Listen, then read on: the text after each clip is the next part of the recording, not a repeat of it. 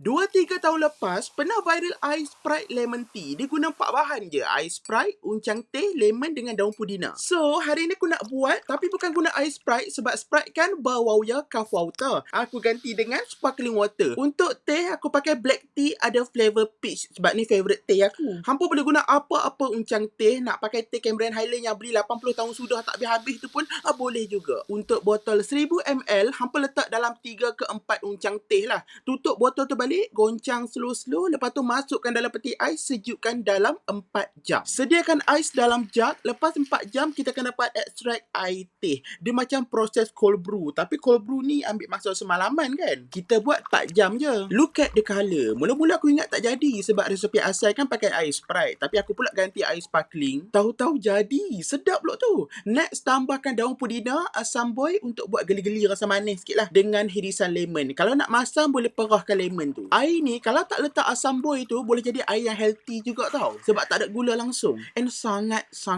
refreshing.